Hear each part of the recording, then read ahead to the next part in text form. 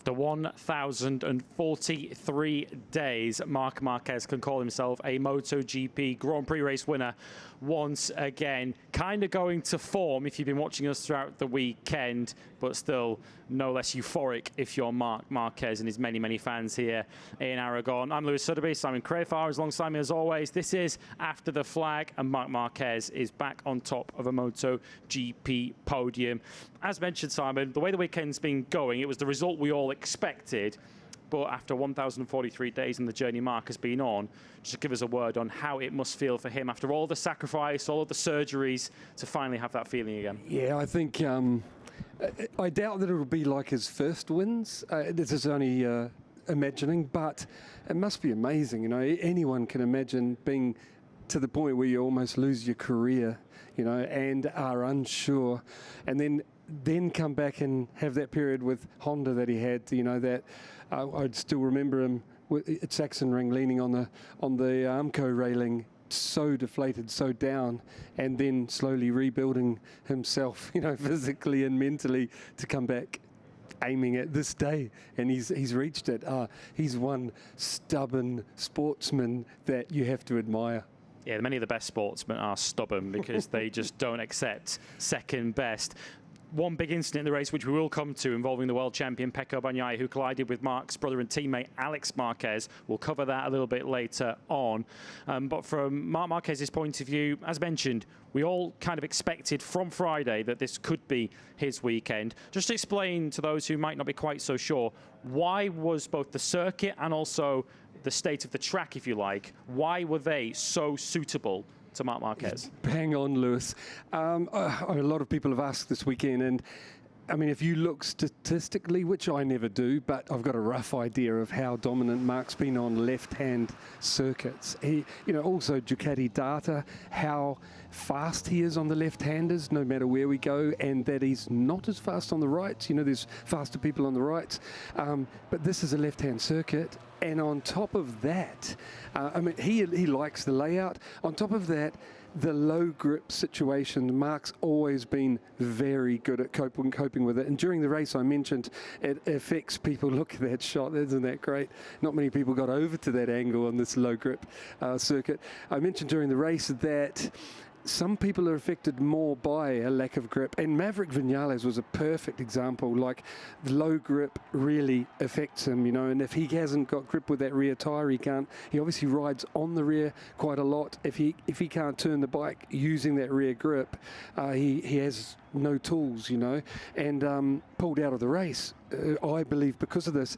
And this man on screen, total opposite, you know, the lack of grip, holding those front losers up on his knee and elbow like he has done so, you know, famously through his career. That's the sort of things you need, you know, and the feel and make the bike turn anyway.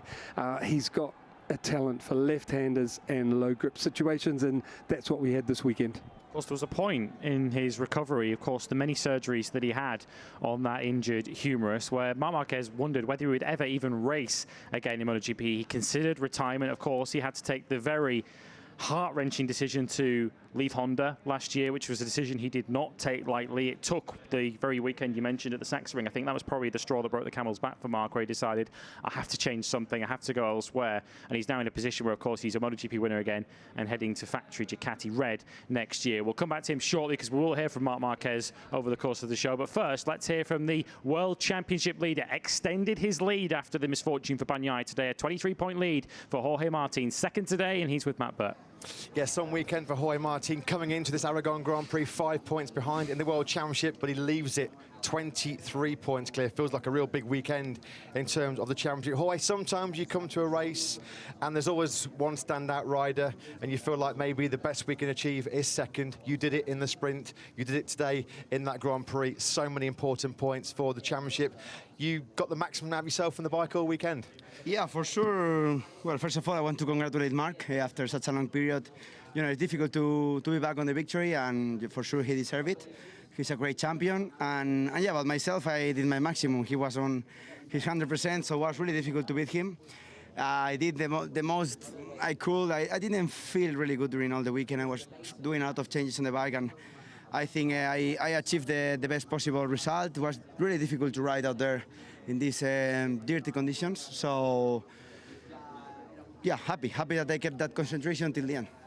As you mentioned, Jorge, it seemed like every time you guys went out on circuit this weekend, the track was in a completely different condition, the grip levels were different. We know that there was some heavy rain overnight, so in those first laps, just how difficult is it to manage, because you're obviously trying to push the limit, you're trying to go with Mark, but also there's quite a lot of risk involved as well. Yeah, today in the start, I spin quite a lot during the start, like Pecco yesterday, So yeah, then I was scared because I remember Qatar last season, because I said, okay, maybe my rear tire is not working. So then I tried to recover positions, but when I went into second with Pedro, we went wide. You know, it was really complicated. I saw Marquez already had 2 seconds. Then I tried to be fast. I tried to keep that distance at least to have a chance maybe at the end, but at some point I saw that there was no way. And yeah, also when Pecco crashed, I looked into my pit board. There was still 7 laps or 6 laps to go. So we're quite long because I just wanted to finish. So I just was cruising, trying to make it till the end with any risk. And this was the most difficult of the race. A cruising race at the end, a race of survival in many respects. There was a good early battle with Pedro. It looked like he ran a little bit wide going through turn 7, and then that's what allowed you to just get alongside him, open the door into turn 8. You did touch, but just talk us through that. I mean, thanks to him because he opened the door. He didn't try to close, because if not, maybe it was a crash. He was normal, but I locked the front going into corner 8. Then I released, so I said, okay, we go wide. But then was so dirty, a lot of dust. So then we lost again both tires, and I went to the, I don't know, white or orange. At least wasn't green. It wasn't a shortcut. And then he overtook back, but my bike was super fast on the straight today. I lost some weight, so finally it was worth it. Jorge, sometimes you don't have to win every week to win a World Championship. Yeah. You're racking up the big points, as we mentioned in the press conference on Thursday. This great run of second place, a lot of podiums, 23 points clear in the championship, and our next 2 races are in Misano. Now, I remember what you did in Misano last year. You won the sprint, you won the Grand Prix. So do you feel that these next 2 weeks just give you a chance to build that lead? Well, for my side, for my opinion, I think at the moment the championship is not so important. For sure it's important to be there. But the important thing is that we are always strong. Maybe lately, at least on Silverstone, we were close. Austria more close, but here we were far away from the victory. But we are always there. Then about what we did in the past, it doesn't matter. It doesn't matter. Here last time I was super far, now I'm second.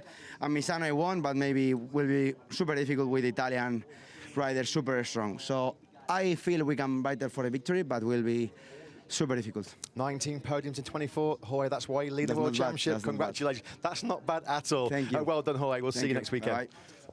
Yes, a lot of podiums that for Jorge Martin. He continues to rack them up, and that is why he has that 23-point World Championship lead. Second was clearly the maximum that he was fighting for today, given Marc Marquez's performance. Rode once again with a word that Jorge Martin has used about himself a lot this season, maturity this year, to take that second place.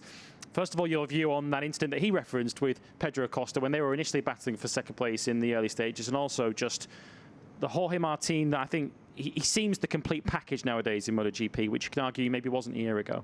I agree with not being able to use the word mature about Jorge in the past, you know, because when he's had this sort of pressure on him, yesterday I was worried, and he did it perfectly, he managed it, because I say worried, well, today was the same, because when a rider is faster and you're in tricky conditions, it is easy to overstep the mark, you know, refusing, sorry, that wasn't a pun meant, but refusing to back down when someone's better, you know, and he can't afford to do that because he's fighting for a world championship. And yesterday he handled it fantastic. Early on today's race, I remember calling to you guys and saying, on the first lap, I was like, Jorge's flying. He was going really well. He wanted to stay with Mark, got caught up with that incident, and then that job or possibility was over.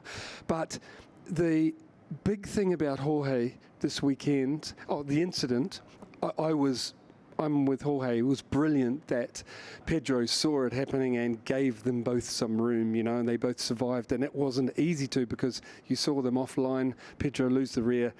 Hats off to both of them for staying on the bike, especially Pedro for giving them room. the big one today is there was no beating Mark, but I think if I'm in Jorge's corner, like his team manager, etc., I'd be proud of Jorge to be at a race where you can't win, but you're well of the head of the rest. He did an excellent job. It's the sort of job you need from a world champion. We've seen on many occasions this season. We saw it in Austria. He couldn't beat Pecco Bagnaia. He finished second. We saw it in Silverstone. He couldn't beat Bastianini. He finished second. He couldn't beat Mark today. He finished second. He's maximising the points he can get from every Grand Prix weekend, which Pecco Bagnaia, whether you feel it was his fault or not, did not today. We'll briefly come on to that because I know we're going to wait to hear from the top three. First of all, the incident between Alex Marquez and Pecco Bagnaia, which took them both out of the Grand Prix in the end. We've had a few opportunities now to look at the replays and the various angles of it. What's your view overall of what happened between the two? I'd like to say this is from my commentary position, not as a steward, because the stewards have all of the angles and more information and the rules, But you can see here, Alex Marquez could not stop for that corner. I was expecting, and then did not give up the position, So to me, it was clear that, it's only my opinion, but it's. Here, we'll talk it through again. Can't stop. Left-hand side of the tyres worn. He's going in hard. It won't turn. He can't stop. So he's trying to keep the position, coming from a different angle. And you've got to remember, both riders need to stay in that little narrow, clean slot on the track that has got rubber down. And without that, you're in trouble. But the thing is, whenever you see Pecco make a mistake or get in the position where he's being overtaken, he 9 times out of 10, or maybe 90 out of 100, he will give the position up because he's admitted he's been overtaken and slot back in and nail them back on the exit or the next position. But what I'm saying here is he had it, he was in front. So to me, it was Alex's job right now to give up the position, At which point, to sort of put an alternative view on that, at which point in that whole incident, what's the first and earliest moment that Alex Marquez sees where Pecco Bagnaia is? Well, when you're both blasting to the turn, you're both upright, have an idea. Yes, and Pecco was ahead. And look, it's not a corner that you brake hard for, so it's difficult to give up on Alex's defence. It's difficult because you've got to go brake before. You can't brake when you're leaning over. You've got to dab and give the position up before you lean over, otherwise you'll lose a front. And so both are kind of committed, but at the end of the day, Pecco's ahead and Alex can see it. So it's like, what a From shame. Pecco's point of view, Dangerous. is Pecco, I guess, banking on Alex Marquez, backing out of that? Because of course he's swept on the racing line around the outside. Is he trusting Alex Marquez is going to back out? And also, in Pecco Bagnaia, we'll come back to that in a moment because Pedro Acosta's waiting for us. We'll discuss that again in a moment, put that question to Simon. But Pedro Acosta finished in third place today, back-to-back podiums, having started yesterday in qualifying one. Let's get his thoughts with Matt. Pedro, it was a difficult weekend, the difficult track conditions, hard to judge the grip levels, the time management, very difficult weekend, but ultimately a great weekend. A double podium, your first time in 2024. It looks like you're back. Yeah, how to describe? Was tough to manage the tire also when Michelin said that we was not able to race with the soft. Was also tough, was not the easier situation, just coming from a wet warm-up. For this, we need to try to be calm, continue in this way, because we make a step back in the setup of the bike and also in the people around to come make two in front for this. I was happy about the weekend because I say always that maybe we are not here to win anything this season, but minimum to be competitive for this and not burning fuel for this. We are on the way to try to keep like this. You got a great start, like you did yesterday in the sprint. There was an early moment with Jorge Martin. It looked like you just were slightly wide in 7, which kind of opened the door for him into turn. Now, he said he was trying to lock the front. He actually said you did a really good job because you didn't stay committed. You picked up the bike, but just talk us through that moment. Well, not really nothing to say. Today was tough to don't make these mistakes, Also, when I start to feel one bike quite close, I say, okay, let's see. And when I see that was Jorge, I say, okay. I give a bit of space. But what he made was normal today because it was super easy to lock when you was not in the line. Then we was wide. He was close to crash me also. This is racing, and we need to accept. It's true that maybe next day I will make it also for him. Yeah, maybe some revenge, maybe next weekend in Mazana. Of course, you were running in a very strong 5th place, and then we saw the incident with Pecco Bagnaia and Alex Marquez into turn 13. Did you see anything of that at all? Well, at the end, it's difficult to say something about that. It's true that when you are lean in the corner, it's difficult to see when somebody's inside and when somebody's outside. For this, I think no one see the other one. And they crash. Hopefully, no one make any. I think they're both okay. Injuries. Yeah. That was quite tough because I see the replay and was quite hard. Let's say. We've listened to your comments to the media where you've been saying you're not here to be fighting outside the top 6. You're a born winner. We know you love to win. You said this weekend was all about being competitive again, which you have been. How much confidence does this give, not just you, but the team as well and the PR Mobility Group, that you can now stay in this position for the next few Grand Prix? Was super necessary because if I was pushing to get the result, you cannot imagine how they was pushing also. For this, I don't know, I'm super grateful for them because inside PR Mobility they make many changes in this 1 week and a half to make my side of the box more competitive with more people around, also to don't have mess with some problem that we was having in Austria. Also they was, I don't know, give me the time, you know, to learn and to make mistakes, but we decided to gain back to our standard setting. And now look where we are for this. We need to keep in this calm base and calm situation and try to be focused when it's time to be focused. Great to see you back fighting at the front where we know you belong. And a great weekend, your first double podium of your rookie season. Very well done, Pedro. Thank you, bud. Yeah, double podium for Pedro Acosta. And we remind you, he started Saturday in qualifying 1. None of the KTMs, in fact, were in qualifying 2 automatically, but 2 made it through in the end. And Pedro Acosta not only taking advantage of that Q1 reprieve, putting it on the front row of the grid, and podiums in both the sprint and in the race. Of course, it has been a tricky sort of mid-season for Pedro, kind of reflecting how tricky mid-season it's been for KTM collectively. But there's no substitute for raw talent, is there? And Pedro's got that in abundance. Yeah. What a great kid. How old is he now? 20? 20.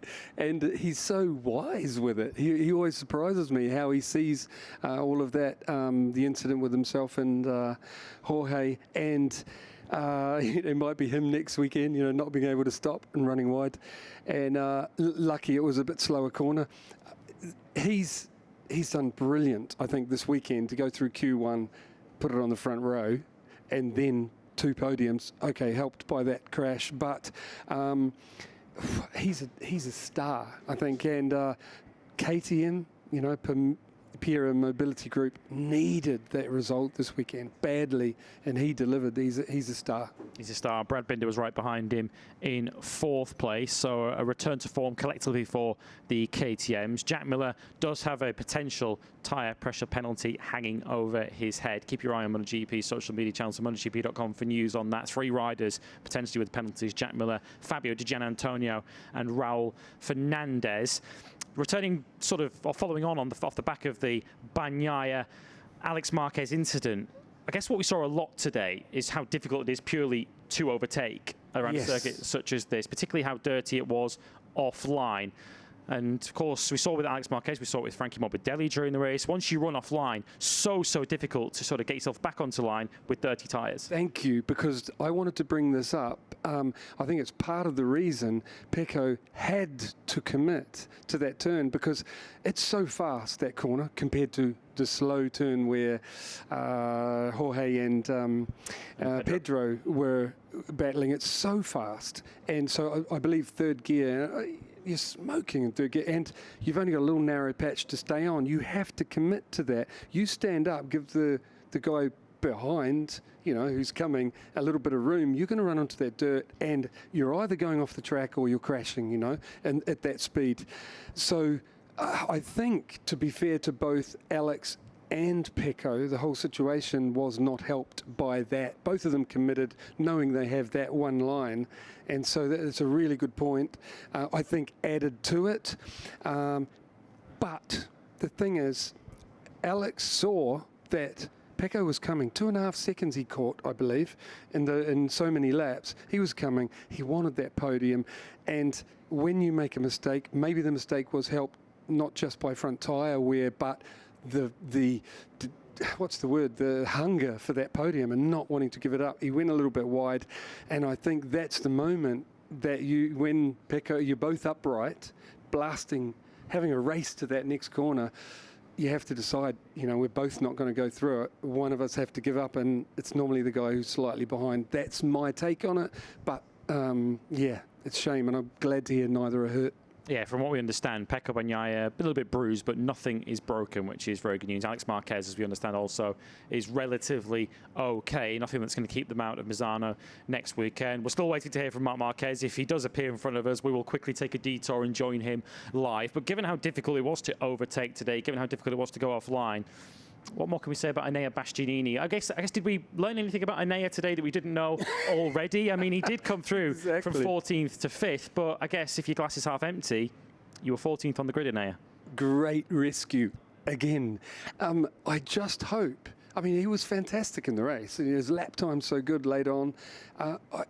We're all waiting for him to regularly be up the front on Saturday so he can get the results that he's capable of, and I mean, it's too late for Ducati, by the end of this year, but let's hope he can do it in KTM, as in get Saturday good, so he's ready to fight for the sprint, and the main race from the beginning, because when he's in the front in the beginning, he's magic, so yeah, impressive ride from Enea. And he'll be targeting, without question, the Misano double that's coming up next. We're in Misano next weekend for the San Marino Grand Prix, followed by a test, a weekend off before we then have the Emilia-Romagna Grand Prix.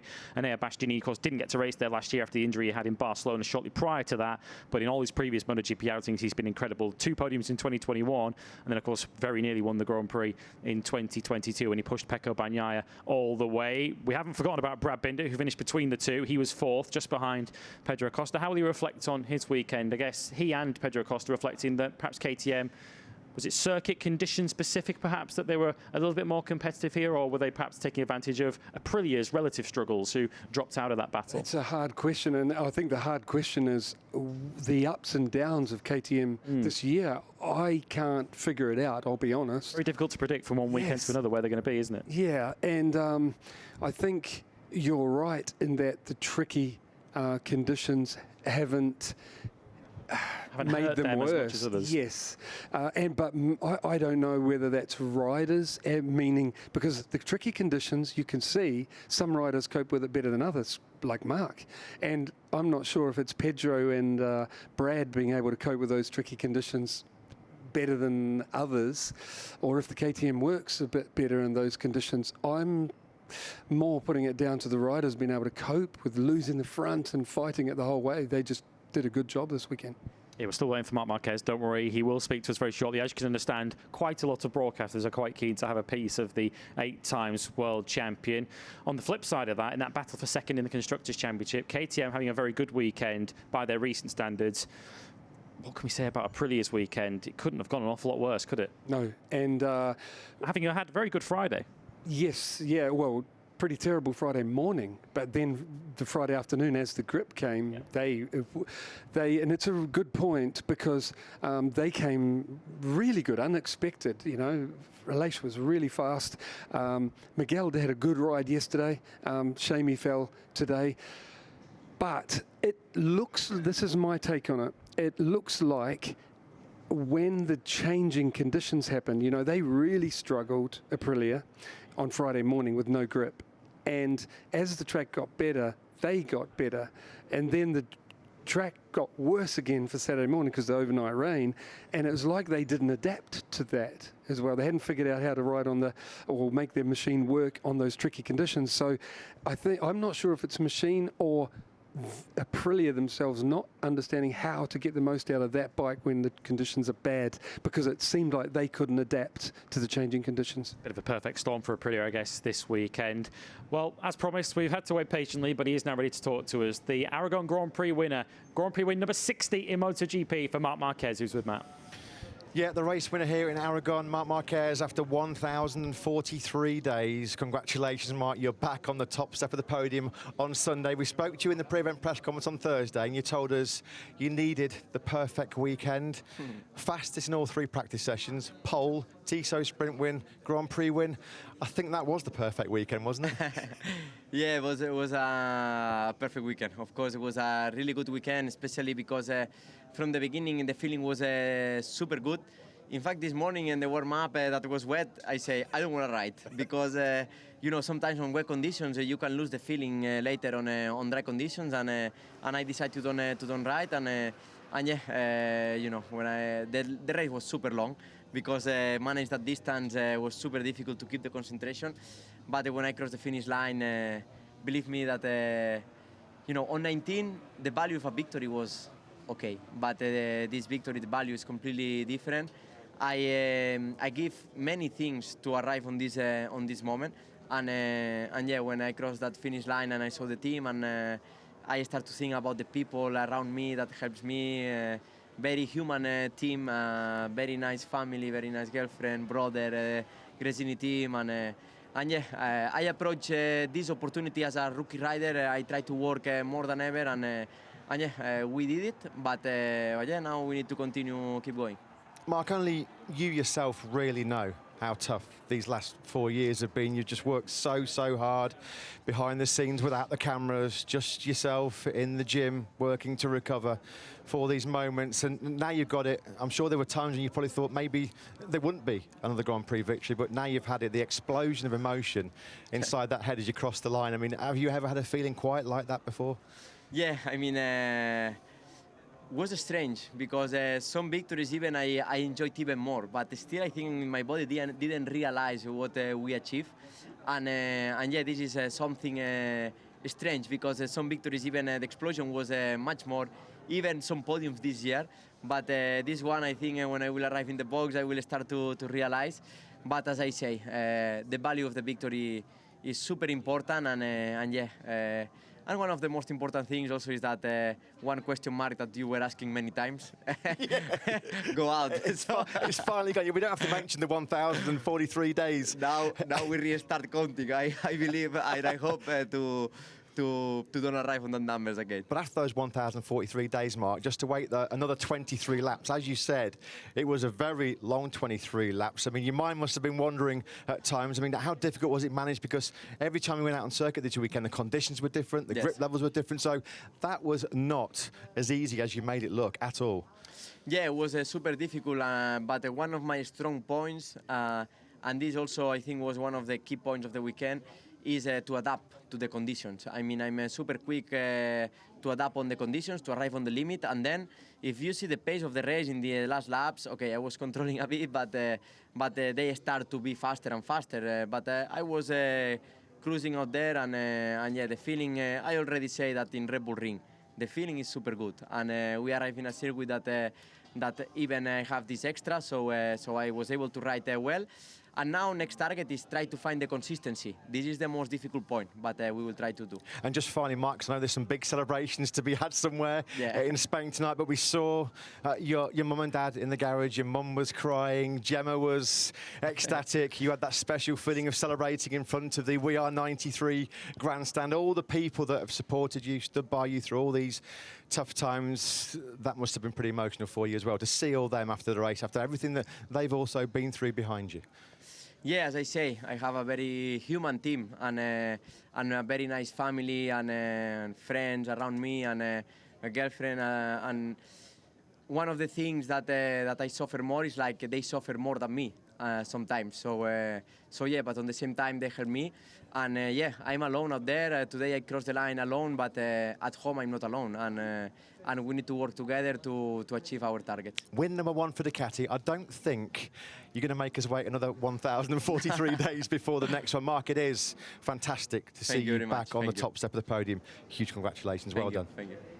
Yeah, he certainly hopes not. Marc Marquez, it's now been exactly 0 days since Marc Marquez has taken a MotoGP. We've had that social media graphic that you saw on the TV screens ready since the start of the season. We've just been changing the number throughout the season. We've been expecting this for Marc Marquez this season, but he hasn't quite taken it until today.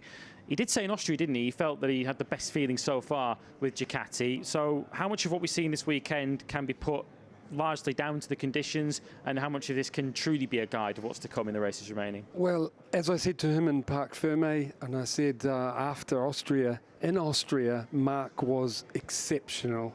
And then he came here. I was expecting him to be good, but he was untouchable. You know, he was absolutely fantastic. So I think we'll go on from here. And Misano will be a very different challenge, won't it? Yes, and that's just what I'm thinking is he's not going to be untouchable, Misano. The Italians are going to be good. Hopefully Pecco's not injured, so we can have a fair view of what Pecco can do. Jorge's going to be great there. Bastianini. Then what I expect is from Mark is him and Frankie have found a good base setting that now they can go to most places and be good, like really fast. I believe fighting for the podium most weekends now, from now on. There'll be maybe a couple that he'll drop out of the podium, but I think he'll be podium most weekends, at least fighting for on Sunday, if qualifying goes well enough. To find another one of these that he can ride like this is going to be a lot more rare. Maybe he can get another one, left-hand track, get Phillip Island, tricky conditions. Valencia too. But I don't think he's going to dominate like today very often again this year. Yeah, conditions this weekend certainly were unique, but it was a unique talent in Marc Marquez who ended up making the very best of it to take that victory. If you're watching us live, stick around because the press conference is coming up very, very shortly. We'll hear even more reaction from Marc Marquez, Jorge Martin and Pedro Acosta. Myself and Simon, we're going to head home very quickly, and then it'll be off to Misano for the first of 2 visits to the Adriatic coast. The San Marino Grand Prix coming up next weekend. We'll have Gear Up on Thursday and all the usual coverage through the weekend. We will see you there.